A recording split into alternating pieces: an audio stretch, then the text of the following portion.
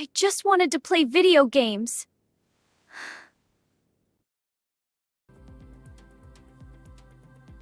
Anita Sarkeesian. Anita Sarkeesian is one of the most polarizing figures in video game culture of the past 15 years.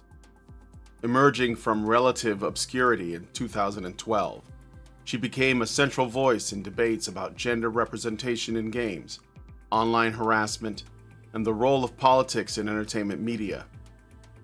Through her video series, Tropes vs. Women in Video Games, public appearances, and later work as a paid consultant, Sarkeesian shaped and was shaped by the cultural conflicts and current landscape that engulfed the gaming industry during and after the Gamergate era. Her critics portray her as a professional victim who leveraged exaggerated claims of harassment into institutional influence and industry paychecks. Her supporters view her as a pioneering advocate who exposed serious problems of sexism and toxicity in the gaming culture. Regardless of the perspective, her trajectory from a non-gamer media critic to accredited consultant on major game titles reflects broader shifts in how the industry approaches representation, criticism, and diversity. I'm going to be doing a timeline dive into Anita Sarkeesian's early life, her first video projects, into her mainstream breakthrough, her consulting career, and her current standing within the games industry and among gamers as of 2026. So brace yourselves for the deep dive into Anita Sarkeesian. Anita Sarkeesian was born in 1983 in Toronto, Canada, to Iraqi-Armenian immigrant parents. Her father, a computer engineer, and her mother, an accountant, had immigrated from Iraq to Canada in the 1970s. The family blended Armenian and Arabic cultural influences at home. When Anita was about 15 years old, her family moved to Southern California. Her father taught her how to build a PC at a young age, which sparked her early interest in web design. She began making simple fan pages on GeoCities as a teenager. She went on to earn a BA in Communication Studies from California State University, Northridge in 2007, and later completed an MA in Social and Political Thought from York University in 2010. Before she founded Feminist Frequency, Sarkeesian was involved in campus activism and media analysis, particularly focused on science fiction television. She had held various jobs, including hotel work and freelance web design. In 2010, she gave a talk at a marketing event about using the internet to build and spread content. Hi, my name is Anita Sarkeesian. I'm from Los Angeles, California, and my website is neonandchrome.com. And I just want to let you all know how amazing Alex's teleseminar secrets was. It really motivated me to get my own business started. In my current day job, I saw how teleseminars could change the face of your business and make a lot of money, but I didn't really understand how it worked. And I'm only 23, and I've already started my own business promoting teleseminars for small businesses around me, and it's really made a huge impact on my life. An idea that would later influence her approach to creating Feminist Frequency, a very profitable idea. In a 2010 interview clip, she openly admitted that she was not a gamer, stating that she didn't play video games and would have to research them extensively in order to critique them. It's a soundtrack of one song, except I'm doing video games. So it's not exactly a fandom. I'm not a fan of video games. I actually had to learn a lot about video games in the process of making this. And also, video games, like, I would love to play video games, but I don't want to go around shooting people and ripping off their heads, and it's just gross. So hence this is my response to that. In 2009, while still a graduate student, she officially founded Feminist Frequency as a website and nonprofit organization dedicated to feminist critiques of media and popular culture. In 2011, Anita Sarkeesian partnered with Bitch magazine to create her first notable video series titled Tropes vs. Women. This 6-part series focused on common female character archetypes in film and television. Rather than simply reviewing individual works, Sarkeesian analyzed recurring patterns that she considered harmful or limiting to women's representation. The series introduced several key concepts that would define her later work. For example, the manic pixie dream girl, a quirky, free-spirited female character who exists primarily to inspire and emotionally fix the male protagonist, with little depth or independent goals of her own. Women in refrigerators, a term coined by comic writer Gail Simone, referring to female characters who are killed, raped, or otherwise brutalized, often to motivate the male hero's story or character development. The Smurfette principle, the tendency for stories to feature only one significant female character among a large group of males, making her the lone representative of her gender. The evil demon seductress and the mystical pregnancy were also covered, critiquing the use of women as sexual temptresses or plot devices involving their bodies. These early videos established Sarkeesian's core thesis that media repeatedly relies on what she describes as lazy, stereotypical, or harmful tropes that reduce women to supporting roles or objects in male-centered stories. Following this series, Sarkeesian shifted her attention to video games. On May 17, 2012, she launched a Kickstarter campaign for Tropes vs. Women in Video Games, very cleverly titled. Initially seeking $6,000 to produce 5 videos, the campaign ultimately raised over $158,000, but also triggered severe online backlash, including what she calls death and rape threats and the creation of a beat-up Anita Sarkeesian game. It's also worth noting that there was another critic in the late 90s named Jack Thompson who had criticisms of video games like Mortal Kombat and Doom, and for his trouble, he was put in a Mortal Kombat game and was able to be fatalityed by being thrown in front of a train, or perhaps other creative methods. The extreme reaction to her project, according to Anita, quickly became a central part of her public story, conveniently enough.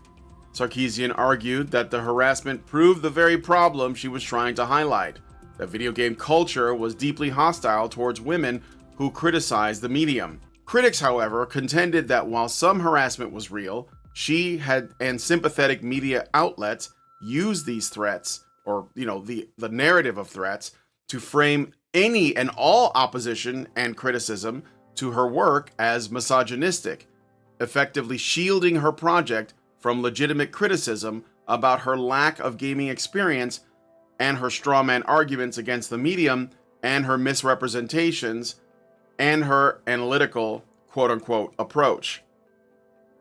This period transformed Sarkeesian from a relatively unknown media critic into a polarizing international figure almost overnight. Between 2013 and 2014, Anita Sarkeesian released several key episodes of her Tropes vs. Women in Video Games series. Each video focused on a specific recurring pattern that she viewed as harmful to female representation in games. So now we'll go through her Tropes vs. Women in Video Games tropes. By the way, her Tropes vs. Women tropes are also applied to the video game tropes. First, Damsel in Distress, parts 1 through 3. Sarkeesian argued that the damsel trope, in which a female character is kidnapped or placed in peril so that a male hero can rescue her, reduces women to passive objects in need of male salvation. Ironic, considering she used damseling herself in order to increase her platform and make a lot of money, because a bunch of men came to her rescue when she said that she was in danger because of video game people who had criticisms of her work. She traced this trope across decades of games, from early titles like Super Mario Bros. To modern ones. The Mrs. Male Character. In this episode, she critiqued the design of female characters who exist as gendered versions of male characters, using examples like Ms. Pac-Man. She argued that this trope implies the male version is the default, while the female version is merely a modified copy, reinforcing the idea that masculinity is the standard in gaming. It's also interesting to note that Ms. Pac-Man's, she's a Ms. and not a Mrs. or a Miss. Ms. is actually a feminist prefix that was created in the 60s because women did not want to be seen as some kind of, their status to be represented purely by their relationship to men, like whether or not they are married or single.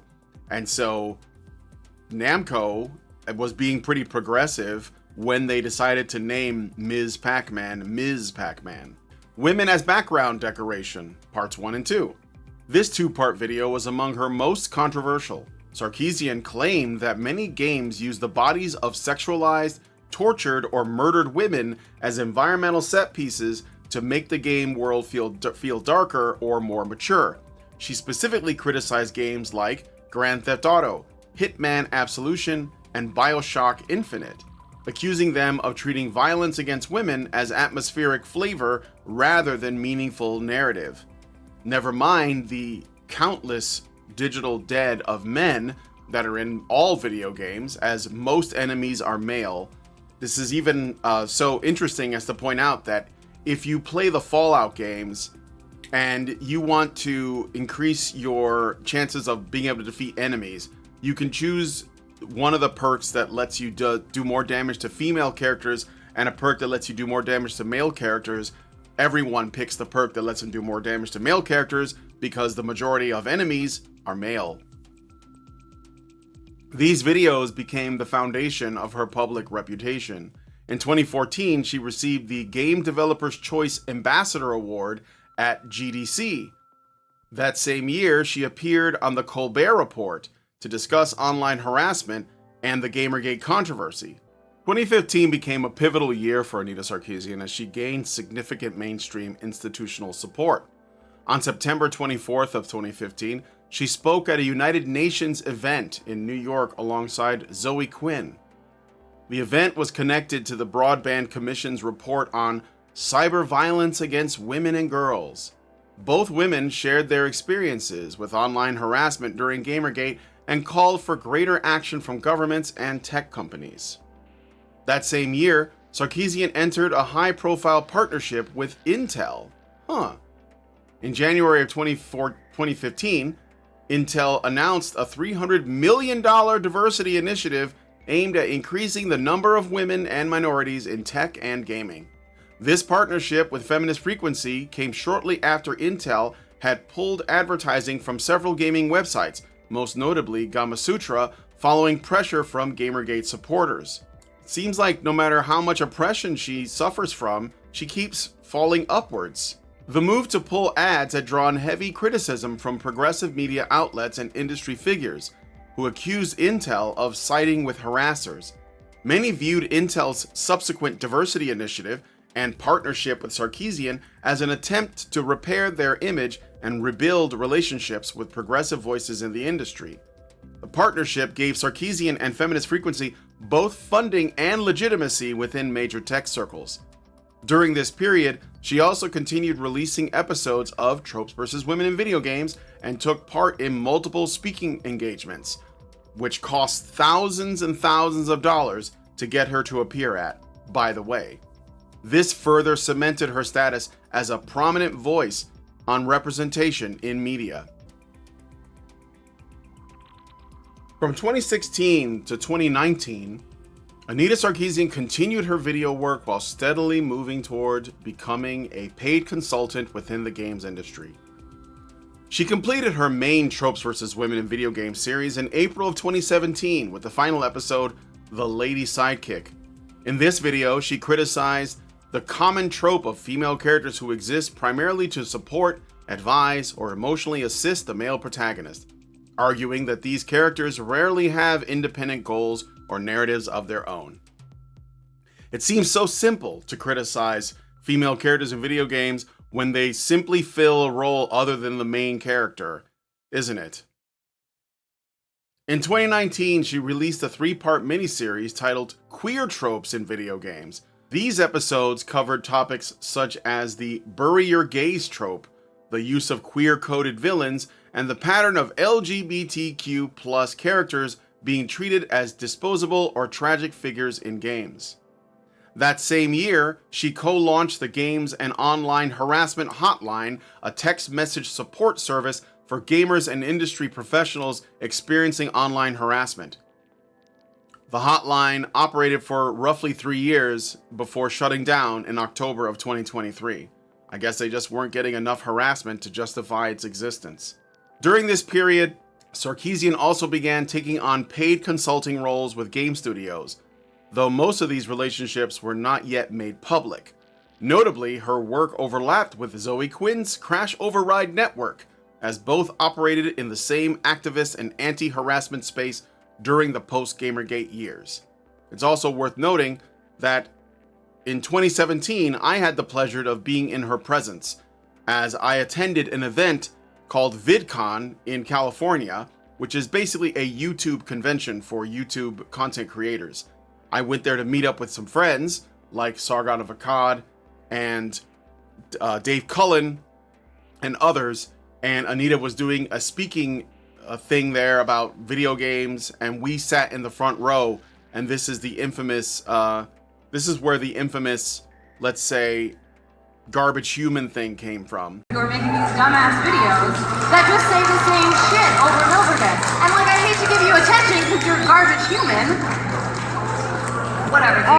I was there for that, and she called us all garbage humans in the front row because she saw Carl and like basically blew her top. Between 2020 and 2025, Anita Sarkeesian largely stepped away from public criticism and became an embedded consultant within the games industry. She was officially credited on several game projects during this period, most notably as a consultant on Psychonauts 2. Double Fine's founder, Tim Schafer, publicly thanked her, stating that she helped the team identify blind spots and avoid unintended messaging in the game. She also received credits on titles such as Hyper Light Drifter, a special thanks, Sludge Life, The Cosmic Wheel Sisterhood, and What the Car.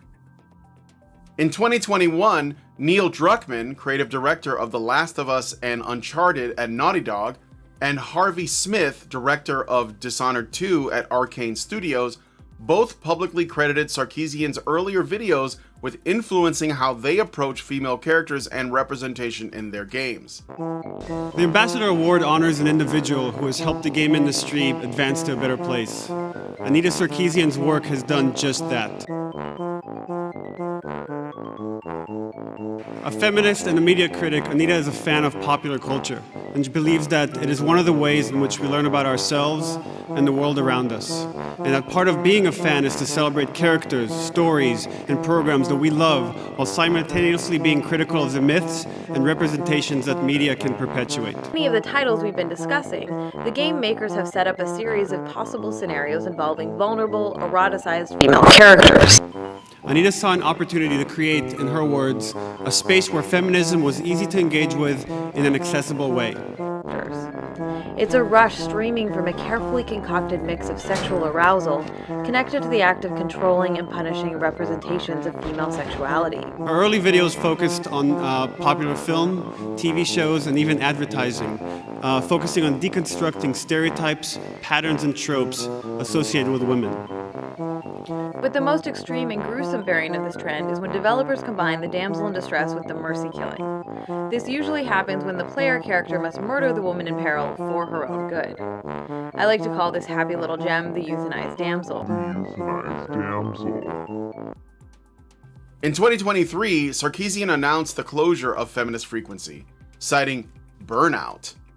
The organization officially shut down in early 2024, with its website remaining online as an archive. The Games and Online Harassment Hotline, which she helped launch, was also discontinued in October of 2023. That doesn't really matter at this point though, because by the end of this period, Sarkeesian had completed her transformation from an outside critic of the games industry to a paid consultant working directly with game developers. Yes, she is, in fact, impacting your games. And it's not just her, but it's people like her people with the same belief system. This is why your games are shit. Following the closure of Feminist Frequency in 2023 through 2024, Anita Sarkeesian has maintained a lower public profile while continuing her work as a consultant in the games industry. In 2026, her name appeared in the credits of Slay the Spire 2 as a consultant. When this became widely known, the game, which had launched to very strong reviews and massive player counts, was hit by a significant review bombing campaign on Steam. Many players left negative reviews specifically citing her involvement, causing the game's recent review score to drop sharply into the mostly negative territory. In addition to her consulting work, there have been rumors in 2026 that she may be working with the developers of Clair Obscur Expedition 33, though this has not been officially confirmed. Her legacy remains highly divisive. To her supporters, she played a major role in pushing the games industry to think more critically about representation and to take online harassment more seriously. To her critics, she represents the rise of professional victims and the institutionalization of ideological consulting in games development. Her work is widely credited with helping create the conditions for the modern diversity consulting industry, including companies such as Sweet Baby Inc. From a student activist who admitted she didn't play games to a paid consultant whose name appears in major game credits, Anita Sarkeesian's journey reflects one of the most polarizing cultural shifts in video games history. It's important to note as well that Anita Sarkeesian, like most progressives, has no interest in debate or conversation around this. She simply wants to be able to critique and basically have her way within the games industry, manipulate people. And it's easy to do because most of the people in the games industry, whether they are indie, AA, or AAA, are sort of primed for this simply because of their essential feminist and liberal belief system. So it doesn't take much, just a little bit of a nudge. And if it's coming from a woman who's claiming to be victimized on the internet, then they won't even look into the claims. They won't question them. They'll simply accept it and give her whatever she wants. And it's very effective. There is always resistance to challenging the status quo. There's always resistance and backlash. So I think that maybe I can illustrate this with an example. So I don't debate people. For years, these fucking assholes on the internet are like, debate me, like I'll pay you 10 grand if you debate me, blah, blah, blah, blah, blah. And I'm just like, no. And the reason I don't is because it is a lot harder. When you're perpetuating the status quo, you can use 2-3 words to get your point across. When you're challenging the status quo, you have to unpack the status quo and then provide a vision for the future and the alternative vision, right? So you are immediately in a losing position, right? Like you can't win that. There's no way. And so I think for me, all of the work that anybody does that's challenging the status quo to build a more progressive, more social justice world is immediately confronted at every turn constantly with that type of resistance. It's a lot of like, how do you phrase things in a way that is accessible to the largest audience possible while retaining the core of what you're trying to say without dumbing down what you're trying to say, right? I loved what Bell Hooks was such a huge inspiration to me when I started, who talked about how she used pop culture in her classroom as a way to engage with students on issues of difference and transformative justice, and that she used accessible language, but she didn't ever reduce the she didn't ever simplify what she was saying, right? It's not like she had to make her concepts and her theories less intellectual. She just figured out a new way to say it. And I think for me, in the bulk of my work in the past has been a lot of like, how do I phrase things in a way that I can get the most people to understand or to hear me or to get on board, right? I spend a lot of time thinking about, there's this concept called the spectrum of allies. It's kind of like a half circle. And over here you have your like your closest, most ardent allies that will always be on board, and over here you have the people that want you to die and hate you and think you're the worst ever. And in the middle you have the people on the fence. And I spent most of my career talking to these people, right? Because they're the people who could go one way or another, and that can create a larger sort of cultural shift, right? As we're talking about building a critical mass. And for them, there's a specific kind of language I would use to talk to them versus talking to people that are already on board, and I can use all the internal lingo and all the academic speak and all that kind of stuff, right? It's the preaching to the choir model. So, I don't know, that may have been a tangent, but I think about that a lot in terms of what are the challenges, like, and even in your workplace, right? You think about, like, if you're trying to make change, or like ERGs are trying to do stuff, like, you have to think about how you present your message and how you talk about stuff.